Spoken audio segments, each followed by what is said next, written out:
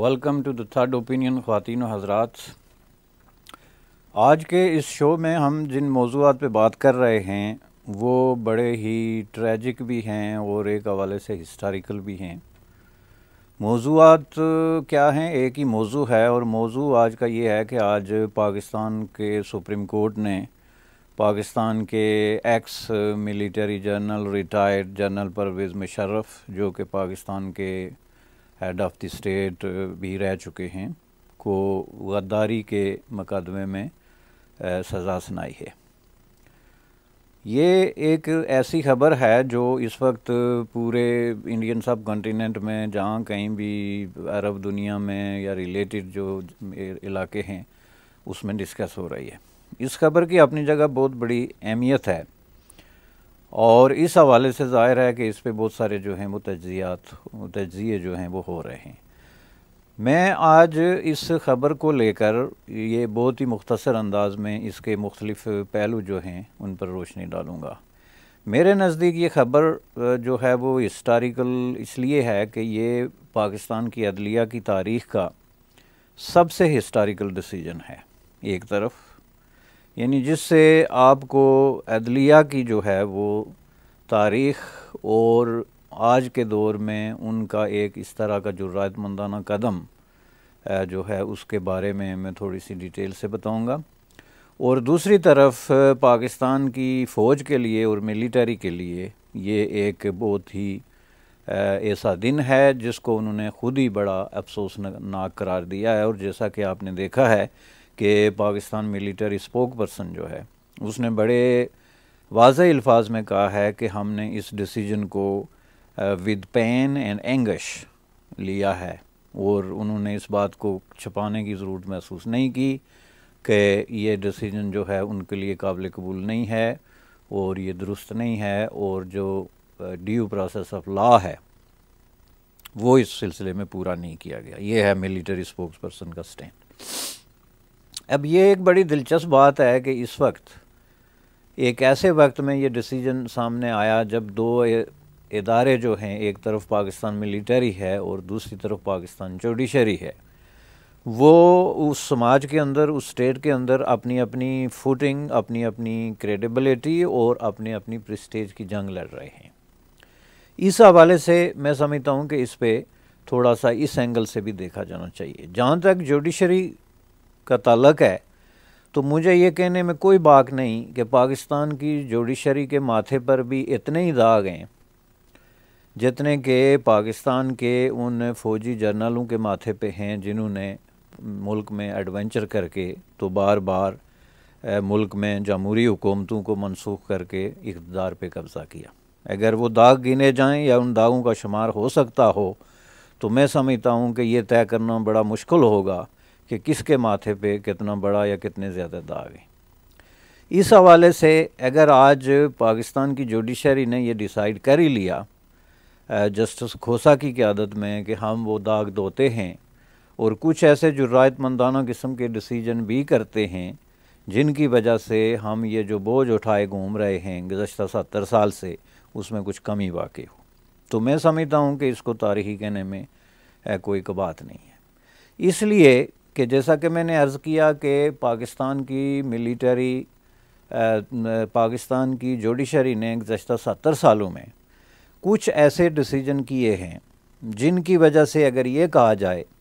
कि पाकिस्तान में जमहूरियत को अंडरमाइन करने में, पाकिस्तान के अवाम के बुनियादी इंसानी हकूक़ को डिनाई करने में, पाकिस्तान में जो सोशल जस्टिस, इकनॉमिक जस्टिस और जो पॉलिटिकल जस्टिस हो सकता था उसको डीरेल करने में जो बुनियादी रोल है वो पाकिस्तान की जुडिशरी ने भी अदा किया। अगर आप इसको लफ्ज़ जुडिशरी या पूरा इदारा कहने में कोई तकल्लुफ़ महसूस कर रहे हों तो आप फिर यूँ कह सकते हैं कि पाकिस्तान की जुडिशल हिस्ट्री में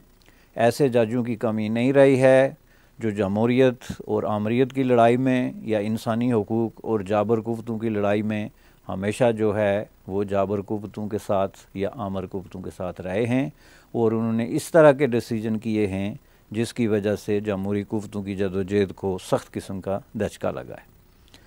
कुछ लोगों के लिए ये बात हैरत से होगी, हैरत की बात होगी कि पाकिस्तान में जमहूरियत को बुनियादी तौर पे धचका लगाने में अदालतों का मिलिटरी की निस्बत ज़्यादा किरदार है। बहुत सारे नौजवान नस्ल को जब हम ये बताते हैं तो वो ये बात समझने से कासर होते हैं कि ये कैसे है। हम तो सुनते आए हैं कि पाकिस्तान में मार्शल लॉ की वजह से जमहूरियत जो है वो नहीं पनप सकी, लेकिन हकीकत यही है। और मैं इसकी मिसाल आपको देता हूँ 1954 से। ये पहली दफ़ा उससे पहले 54 से पहले एक सच्चा झूठा सिस्टम जो है वो चलता था, लेकिन 54 में पहली दफ़ा जो है वो खुल के तो गवर्नर ग़ुलाम मोहम्मद जो है उसने पाकिस्तान की कॉन्स्टिट्यूएंट असम्बली जो है उसको डिज़ाल्व करने का ऐलान किया। यानी that was the first attack on a democratic legitimate institution. उन्होंने उसके डिसमिसल का आर्डर जारी कर दिया और वो पहला टेस्ट था पाकिस्तान की जुडिशरी के लिए भी। और उसी टेस्ट को सामने देखते हुए उस वक्त जो असम्बली के स्पीकर थे मौलवी तमीज़ुद्दीन, वो ये केस लेके तो अदालत में चले गए। हाई कोर्ट ने उनके हक़ में डिसीजन दे दिया। उन्होंने कहा कि ये गैर कानूनी है, गवर्नर के पास असम्बली को डिसमिस करने का कोई इख्तियार नहीं था। उस डिसीजन के ख़िलाफ़ जो है वो गवर्नमेंट या गवर्नर जो है वो चला गया सुप्रीम कोर्ट में, और सुप्रीम कोर्ट ने वो मशहूर फ़ैसला दिया जिसको हम इब्तदाई जमहूरियत के ताबूत में एक कील के नाम से जानते हैं। और वो डिसीजन था जस्टिस मनीर का, जिसने जो है वो नेसेसिटी के उसूल, प्रिंसिपल ऑफ नेसेसिटी की आड़ लेकर ये डिसीजन किया कि जो कुछ गवर्नर साहब ने किया वो दुरुस्त है, चूँकि हालात का तकाज़ा यही था। यानी हालात के तकाज़े की जो बुनियाद डाल के तो जमहूरियत को एक गैर ज़रूरी या गैर अहम किस्म का एक फ़ैक्टर और हालात की ज़रूरियात को अहम तरीन फ़ैक्टर करार देकर पाकिस्तान की जो इक़्तिदार के अंदर आमरीत या जमहूरियत के दरमियान जंग थी उसको एक तवील ट्रैक पे डालने का ये सेहरा जो है वो जस्टिस मनीर को जाता है, जो बिलाखिर जाके मार्शल लॉ पे और डिज़ास्टर पे ख़त्म हुआ। ये इस असबाब से मैंने ये कहा था कि पाकिस्तान की मिलिटरी के तो अपने कारनामे अपनी जगह हैं, लेकिन इसका आगाज़ जो है वो जुडिशरी ने किया था। ये जुडिशरी के माथे पे पहला बड़ा दाग था, जिसको अगर धोने के लिए मैं समझता हूँ कि आज की तरह के पे दर पे 15-20 डिसीजन अगर कर लिए जाएं तो उस दाग को जो है वो बड़ी हद तक कम किया जा सकता है। इसी के साथ उसी वक्त जो है वो ज़ाहिर है कि अभी पाकिस्तान में कॉन्स्टिट्यूशन भी डेवलप नहीं हुआ था, तो गवर्नर ने जब ये डिसीजन किया कि कॉन्स्टिट्यूएंट असम्बली को ही डिसमिस कर दिया तो there was no power in anybody's hand. तो गवर्नर साहब इस वैक्यूम को लेके फिर कोर्ट में चले गए और कोर्ट से कहा कि गवर्नमेंट ऑफ इंडिया एक्ट 1935 के तहत आप ज़रा हमें ये देख के बताएं कि हमारे जो इक़दामात हैं एज ए गवर्नर या हम जो कानून बना रहे हैं या हम जो अमल कर रहे हैं उनकी कानूनी हैसियत है या नहीं। यानी जिसका मतलब ये है कि मैंने असम्बली तो डिसमिस कर दी, तो अब फ़र्द वाहिद के तौर पे क्या मैं इस मुल्क पे हुक्मरानी कर सकता हूँ। तो उसके जवाब में भी कोर्ट ने उनको पूरी सनद दे दी कि बिल्कुल जनाब, आप जो भी अहकामात जारी कर रहे हैं, जो भी आर्डर्स कर रहे हैं, जिस तरह की भी सरगर्मियाँ कर रहे हैं वो सारी लीगली वैलिड हैं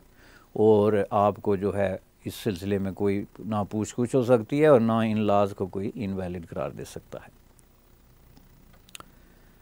ये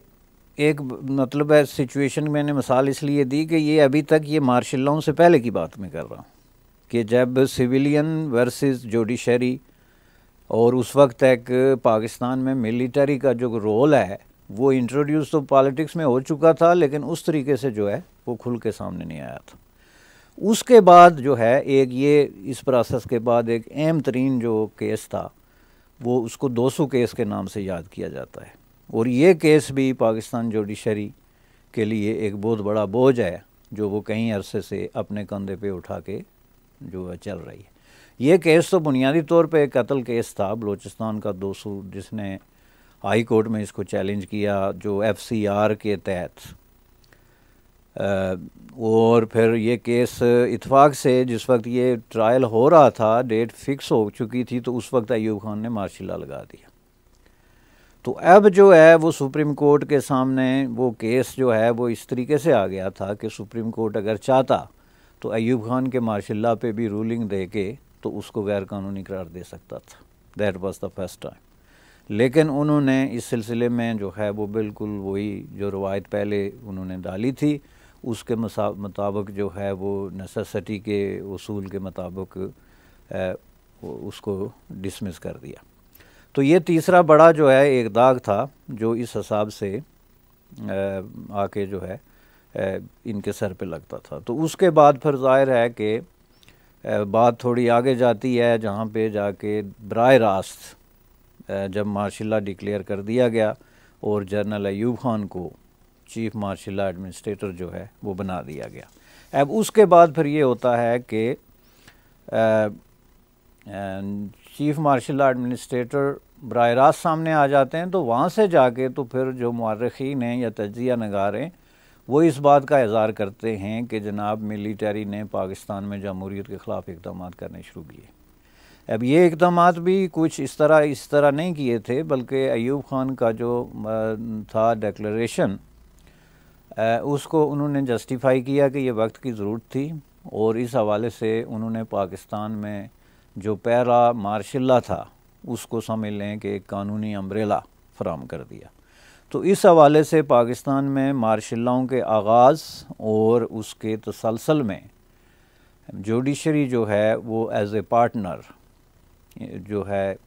उनके साथ रही है और उसके बाद तो फिर तसलसल से एक तवील सिलसिला जो है वो चलता रहा है, जो अगर हम डिस्कस करते रहें तो उसके लिए बहुत ज़्यादा टाइम की ज़रूरत है। लेकिन इसमें कुछ ऐसे चीदा केसेस ज़रूर हैं जिनका ज़िक्र किए बगैर मैं समझता हूँ कि ये गुफ्तगू अधूरी रह जाएगी, क्योंकि मैं कह ये रहा हूँ कि आज की जुडिशरी जब अपने माजी में झांक कर देखती है तो उसको बड़े बड़े खौफनाक किस्म के मुर्दे जो हैं अपनी अलमारियों में बंद नज़र आते। तो ज़ाहिर है कि अगर वो उसको एक दयानतदारी से अपने माजी के रोल पे तज्ज़िया करे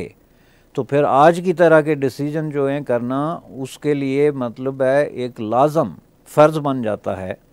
ताकि वो अपनी जो उन्होंने कोताहियाँ की हैं या जो गफलत बरती है या जो लापरवाही से काम लिया है उसका कम से कम कोई कुफारा अदा कर सके।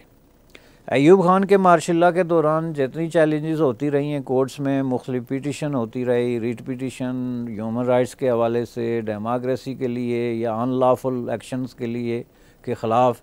सब के डिसीजन बाई फार जो है वो घुमा फिरा के तो इन्हीं के हक़ में आते रहे जो अयूब खान और उसका रजीम था। उसके बाद आगे जाके कई बड़े मशहूर केस हुए, लेकिन सबसे बड़ा केस जो है वो ख़ुद भुट्टो केस है।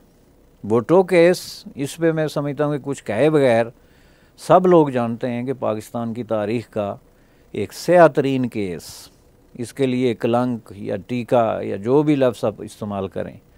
वो कम है। यानी इस केस की ये हालत है कि ख़ुद जुडिशरी के अंदर कोई इसको प्रेसिडेंट के तौर पे तो इस्तेमाल करना तो दूर की बात है, यानी इसके बारे में डिस्कस करना खुद लीगल सर्कल्स के अंदर या जुडिशरी के अंदर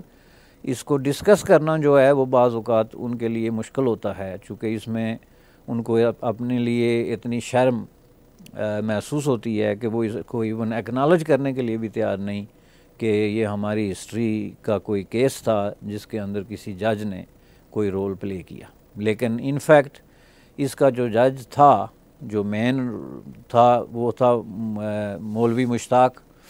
और फिर इसके साथ जो है उसने कभी ये नहीं छुपाया कि उसने इस केस में किस कदर बुग़्ज़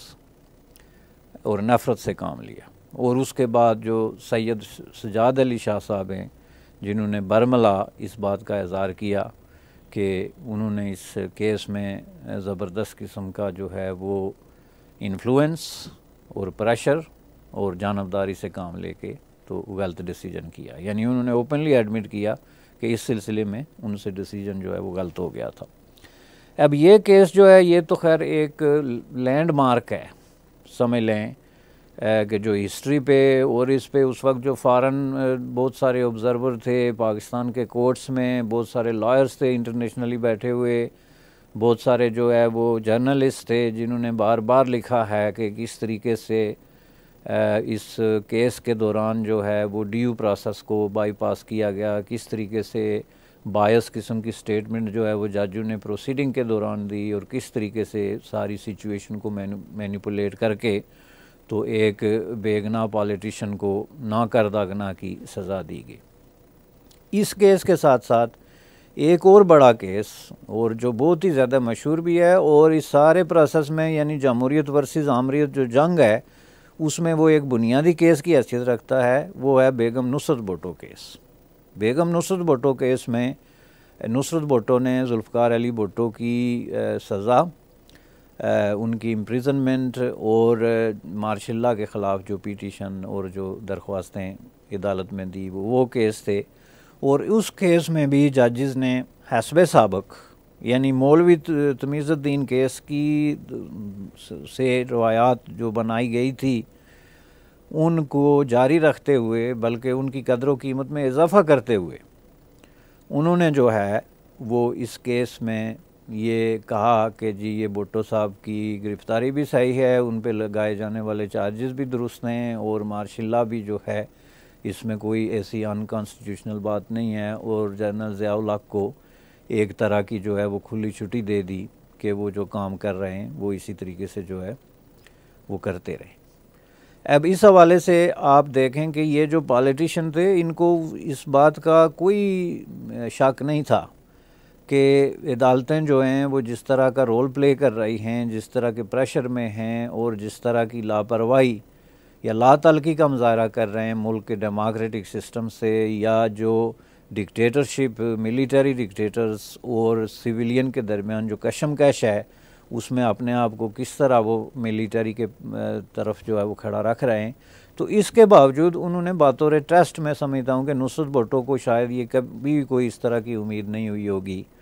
कि वो किसी तरीके से भुट्टो साहब को रिलीफ मिल सकती है, या कोई जज जो है वो मार्शल लॉ को चैलेंज करके तो फ़ौज को वापस बैरकों में जाने या इंसानी हकूक़ बहाल करने या अवाम के जो डेमोक्रेटिक राइट्स हैं उनको रिस्टोर करने का हुक्म दे सकता है। लेकिन इसके बावजूद वो ये पिटीशन लेके गई और इस पिटीशन का ये फ़ायदा हुआ कि एक रिकॉर्ड बना जो आज इतनी सालों बाद हम यहाँ डिस्कस कर रहे हैं और बहुत सारे लोग उस पर डिस्कशन कर रहे हैं, सुन रहे हैं और आगे जो है वो उसको बढ़ा रहे हैं। इसके बाद एक और इम्पॉर्टेंट छोटा केस लेकिन बहुत ही इम्पॉर्टेंट केस था, उसको मोहम्मद खान जनीजो केस कहते हैं। और वो जनरल ज़िया-उल हक ने जो है 58B एक बहुत ही बदनाम ज़माना दफ़ा था जिसको इस्तेमाल करके तो मोहम्मद खान जनीजो को जो सिंध से प्राइम मिनिस्टर थे ज़िया-उल हक की काबीना में उनको डिसमिस कर दिया। और उनको डिसमिस करने की वजह ये थी कि उन्होंने कहा कि हमने अवाम को खुला छोड़ दिया है और हम जमहूरियत और जमहूरी हकूक़ की जो है वो हमायत करते हैं। तो जनरल ज़िया-उल हक ने 58B के तहत उनको डिसमिस कर दिया। ये केस जो है वो कोर्ट में गया, कोर्ट ने कोई सुनवाई नहीं की और हस्बे साबक जनरल ज़िया के इक़दाम को जो है वो रेक्टिफाई कर दिया। जनीजो साहब के बाद 2 केसेस हैं बेनज़ीर भुट्टो केसेस, और बेनज़ीर भुट्टो केसेस भी दोनों दफ़ा बेनज़ीर भुट्टो केसेस एक ही सब्जेक्ट में हैं। बेनज़ीर भुट्टो को 2 दफ़ा डिसमिस कर दिया गया था। एक दफ़ा उनको ग़ुलाम इसहाक़ खान ने डिसमिस किया था जो एस्टेब्लिशमेंट के एक नुमाइंदा प्रेसिडेंट थे, और दूसरी तरफ उन्होंने अपने पीपल्स पार्टी के नॉमिनेटेड लीडर फ़ारूक लगारी ने डिसमिस कर दिया था, और वो भी एस्टेब्लिशमेंट के कहने पे उनके प्रेशर में आकर या उनके साथ मिलकर। दोनों दफ़ा बेनज़ीर भुट्टो ये केस लेके कोर्ट्स में गई और दोनों दफ़ा कोर्ट्स ने एक दफ़ा इसको इनवैलिड लेकिन टू लेट करार दिया और दूसरी दफ़ा इसको वैलिड करार दे दिया। यानी इसका जो प्रॉपर रिलीफ थी कि इसको प्रॉपर तरीके से अनकॉन्स्टिट्यूशनल या रॉन्गफुल एक्ट जो है वो करार दे के तो इसकी रेमेडी बेनज़ीर भुट्टो को दी जाती, वैसा जो है वो नहीं हुआ। ये चीज़ जो है वो ये 90 तक की दहाई में आती है। तो उसके बाद का जो ताज़ा तरीन केस था वो ज़फ़र अली शाह केस के नाम से मशहूर है, जिसमें प्राइम मिनिस्टर नवाज़ शरीफ की डिसमिसल के ख़िलाफ़ ज़फ़र अली शाह केस जो है वो कोर्ट में गया। अब इसका भी पूरा हिस्ट्री के इन सारे केसेस से ताल्लुक़ है, सवाए नुसरत भुट्टो केस या जुल्फ़िकार अली भुट्टो केस के बाकी केसेस में अगर देखें तो इनमें बहुत बड़ी जो है वो मशाबत है, चूँकि एक ही तरह के हालात में प्राइम मिनिस्टर को डिसमिस किया गया और बिल्कुल उसी तरह इस केस में भी जो है वो इसी तरह का डिसीजन हुआ। और इस केस में जो रिस्पॉन्डिंग पार्टी थी वो जनरल मुशर्रफ थे, यानी ज़फ़र अली शाह ने जो केस लेके गया था वो Zafar Ali Shah versus general Musharraf case था। तो इस केस में भी जो है इसमें ये पाकिस्तान का चौथा जो जर्नल था वो इसमें इस वक्त इन्वॉल्व था। उसके ख़िलाफ़ ये एप्लीकेशन अदालत में गई, लेकिन अदालत में इसकी भी कोई रिलीफ जो है वो देने से इनकार कर दिया। तो इस हवाले से आप अगर इस हिस्ट्री को देखें तो यहीं पे बस नहीं, अगर यहीं पे बस होती तो शायद अदलिया का मुंह काला होने में कोई कसर रह जाती। लेकिन जनरल मुशर्रफ को उन्होंने ना सिर्फ ये इख्तियार दिया बल्कि उसके बाद इसी अदालत ने जनरल मुशर्रफ को यूनिफॉर्म में जो है वो सदर के इंतखाब लड़ने की इजाज़त दी थी। और उन जजेस में से एक जज वो था जिसको चौधरी इफ्तिखार मोहम्मद कहते हैं, जिसको के जनरल मुशर्रफ ने बुलाकर कैद कर दिया था, बंद कर दिया था और फिर उसको डिसमिस कर दिया था। और पाकिस्तान के वकला ने और दूसरी जमहूरी कुव्वतों ने एक बड़ी लड़ाई के बाद उसको रिस्टोर कराया। और रिस्टोर होने के बाद चौधरी साहब ने जनरल मुशर्रफ को यूनिफॉर्म समेत जो है वो पाकिस्तान का सदारती इंतखाब जो है वो लड़ने की इजाज़त दी। उसके बाद भी अहम केस है यूसुफ रज़ा गिलानी केस, जिसमें मामूली बात पर खतना लिखने की वजह से उनको डिसमिस कर दिया गया, जिसके पीछे किसी की दो राय नहीं थी कि it was not about writing a letter और not writing a letter, it was about showing कि जी जो है वो जुडिशरी जो मर्ज़ी करे, अपनी मर्ज़ी से करे या किसी के कहने पे करे, लेकिन उनको अपनी मर्ज़ी करने से कोई नहीं रोक सकता। तो ये सारी हिस्ट्री बयान करने का मेरा मकसद ये है कि इसमें आप देखें ये हिस्ट्री को जब आप स्टेप बाय स्टेप देखते हैं तो 2007 और 8 में आके या 2000 में आके तो ये एक इम्पॉर्टेंट तरीके से जो है वो जनरल मुशर्रफ के गिर्द घूमती है, जनरल मुशर्रफ वर्सेस जुडिशरी। और ये ना सिर्फ general Musharraf versus judiciary because some people they were bringing applications against him, बल्कि इसलिए कि उसका एक बाकायदा तसादम जो है जनरल साहब का वो शुरू हो गया था जुडिशरी के साथ, जिसमें कि ये चौधरी इफ्तिखार मोहम्मद जस्टिस जो है के साथ ओपन, जिसको आप तसादम कहते हैं, जिसमें बाकायदा एलानिया जंग कहा जाता है।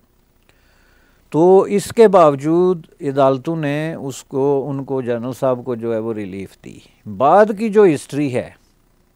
कि जब वो इस मौके ये जो उनका इक़्तिदार का दौर था वो ख़त्म हुआ,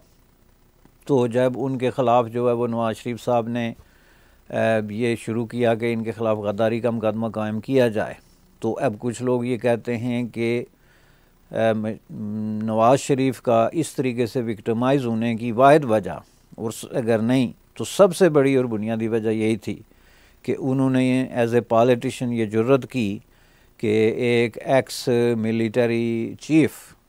और सदर पाकिस्तान और हेड ऑफ़ द स्टेट जो है उसके ख़िलाफ़ उन्होंने गद्दारी का बाकायदा मुकदमा जो है वो चलाने की बात की। अब उस मुकदमे का क्या असर हुआ था वो आपके सामने है कि 10 साल तक जो है वो कहीं बेंचेस बदले, कहीं जजेस मुस्तफ़ी हुए, कहीं जनरल साहब हाज़िर नहीं हुए, कहीं हाज़िर होने के लिए जाते हुए रास्ते में यू टर्न लेके उधर निकल गए, कहीं बाहर चले गए, कहीं बाहर से वापस आए। तो एक बड़ा ड्रामा होता है किसी बहुत बड़े स्टेज पे, वो खेला जाता रहा, जिसकी मौजूदगी में हर आदमी इस नतीजे पे पहुंच गया था कि जनरल मुशर्रफ के ख़िलाफ़ कोई ना कुछ कर सकता है, ना कोई प्रोसीडिंग होगी और ना कोई सज़ा होगी। लेकिन आज पाकिस्तान की सुप्रीम कोर्ट ने इन सारे अंदाज़ों को गलत करार देते हुए वाशगाफ अंदाज में ये बयान कर दिया कि जनरल मुशर्रफ जो हैं वो गद्दारी के मर्तकब हुए हैं और उनकी सज़ा सज़ाए मौत है। मैं पर्सनली सज़ाए मौत के ख़िलाफ़ हूँ। मैं समझता हूँ कि उम्र कैद इज़ ए गुड ऑप्शन, चूँकि सज़ाए मौत जो है वो बुनियादी तौर पे एक बहुत ही क्रूल किस्म की जो है वो सज़ा है जो किसी इंसान को नहीं देनी चाहिए। चूँकि उससे वो इसकी एक लंबी बहस है, सज़ाए मौत जायज़ या गलत, ये जो है फर्स्ट ईयर और सेकंड ईयर के स्टूडेंट के पेपर्स इस पे आते रहते हैं, तो उस पर मैं क्या दलाइल दूँ। लेकिन मैं समझता हूँ कि ये जो सज़ा दे कर ऐलान करके तो पाकिस्तान की जुडिशरी ने एक जुर्रतमंदाना और तारीख़ी कदम उठाया है। अब क्या जनरल मुशर्रफ को ये सज़ा इन्फेक्ट हो जाएगी,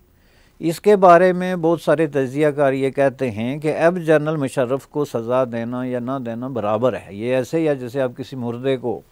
सज़ा दे रहे हों, और यही वजह है कि ये सज़ा हुई। चूँकि अब जनरल मुशर्रफ वो जीते जागते और वो एनर्जेटिक और उछलते कूदते और मुक्के लहराते शख्स नहीं हैं जो एक वक्त में थे। अब वो चारपाई पे पड़े हैं, साहिब फराश हैं और आलमोस्ट जो है वो बिल्कुल मायूस हैं ज़िंदगी के उससे। तो अब ऐसे शख्स को सज़ा इसलिए दी गई कि अब उसका कोई रोल नहीं है। इस पे लोग ये भी सवाल उठाते हैं कि क्या किसी मिलिट्री का फार्मर चीफ, एक्स चीफ जो है वो स्टिल मिलिट्री के लिए इतना रेलिवेंट होता है? अगर ऐसा होता तो फिर जो हाज़र सर्विस चीफ थे, इवन यहिया ख़ान ने जिस तरह अयूब ख़ान को पिस्तौल दिखा के उससे इक़्तिदार छीन लिया था, तो उसको आप किस चीज़ से देखेंगे? क्या मिलिट्री में भी ऐसा नहीं होता कि आँख ओझल और पहाड़ ओझल वाली बात कि बंदा जब गया सो गया? तो अब इस हवाले से ये मिलिट्री के लिए कोई बहुत बड़ा इशू नहीं कि जनरल मुशर्रफ के साथ क्या होता है। लेकिन फिर भी पाकिस्तान के बहुत सारे दानश्वर हल्के ये समझते हैं कि ये मिलिट्री की प्रेस्टीज और उनकी अना का मसला है कि उनके एक फार्मर बास को, जो ना सिर्फ जस्ट एक बास था बल्कि एक ड्रास्टिक उसके जो बहुत सारे एक्शन थे, उसने 3-4 जंगों में हिस्सा लिया, वो मिलिट्री के एक सेक्शन में जो है हीरो का दर्जा रखता है, और उसको अगर इस तरीके से जो है वो सज़ाए मौत दी गई तो उन्होंने उस पर जो नापसंदगी का इज़हार किया वो बिल्कुल वाज़ेह है। अब सवाल ये पैदा होता है कि क्या ये फ़ैसला सुनाते वक्त ये बात जहन में थी कि जनरल मुशर्रफ को प्रैक्टिकली फांसी नहीं दी जाएगी? एक वजह ये है कि वो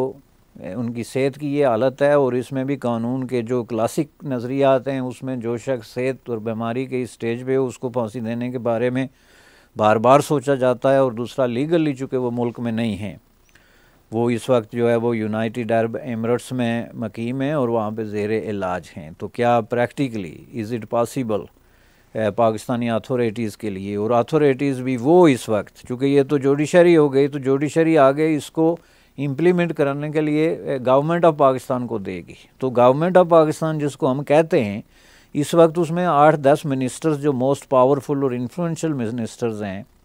ये वो मिनिस्टर्स हैं जो जनरल मुशर्रफ के मिनिस्टर्स थे और उसके फ़ैन थे और उसके फ़ैन हैं। कुछ उसके जानसारों में भी शुमार होते हैं जो इसका बरमला इज़हार करते हैं। तो जुडिशरी जब ये जो हुक्म जो उसने दिया है वो हुकूमत के हवाले करेगी, तो क्या हुकूमत उसको इम्प्लीमेंट करेगी? और अगर वो इम्प्लीमेंट करेगी तो क्या यूनाइटेड अरब एमिरेट्स जो है वो जनरल मुशर्रफ को जो है उनको हवाले कर देगी? ज़ाहिर है इन सारे सवालों का जवाब अगर मुकम्मल ना में नहीं है तो 50-50 या 60-40 के उसमें आता है। लिहाजा इस बात के बहुत कम इम्कानात हैं कि जनरल ज़िया को फांसी हो जाएगी। लेकिन ये डिसीजन बहुत सिंबॉलिक है। दुनिया में कई दफ़ा आपने देखा होगा कि माजी में जो जमहूरियतों और डिक्टेटरशिप, मिलिट्री डिक्टेटर्स के दरमियान जो जंगें रही हैं, उसमें बहुत सारे एक्स मिलिट्री डिक्टेटर्स को उनकी कब्रों से निकाल कर भी सिंबल के तौर पे फांसी दी गई है, ताकि एक तो कानून का मंशा जो है वो पूरा हो, कानून का तकाजा पूरा हो कि जो उन्होंने लाकानूनियत की, आइन तोड़ा, मुल्क पे नाजायज़ कब्ज़ा किया, उनको सज़ा सिंबल की हवाले से ही हो लेकिन सज़ा दी जाए। और दूसरा ये है कि उनको एक निशान इबरत बनाया जाए, और एक ऐसा मुल्क जिसने फ्यूचर में अपने अंदर जो है वो डेमोक्रेटिक सिस्टम को जो है चलाना है या डेमोक्रेसी को फ़रोग़ देना है, या मुल्क में किसी तरह का जो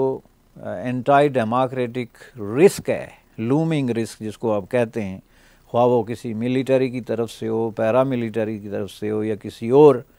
एडवेंचरिस्ट फोर्स की तरफ से हो, अगर ऐसी कोई सिचुएशन है तो उसको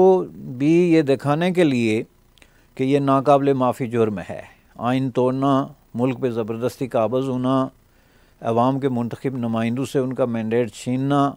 आइन की ख़िलाफ़ वर्जी है। और ये आइन में वाज़े तौर पे लिखा हुआ है कि इसकी सज़ा मौत है। और ये ना सिर्फ आइन में लिखा हुआ है और हस्बे साबक जैसे कि माजी में इसको इग्नोर किया जाता रहा, अब ऐसा नहीं होगा, बल्कि अब इस मुल्क में ऐसी जुडिशरी सामने आ रही है जो आइन को एक सीरियस बुक के तौर पे पढ़ती है और उस पे अमल करने के लिए तैयार है। तो ये मैसेज जो है ये डेमोक्रेसी के ओवरऑल मफाद में है। तो मैं इसी पे आज की ये गुफ्तगू ख़त्म करता हूँ। आपसे फिर मुलाकात होगी। खुदा हाफ़िज़।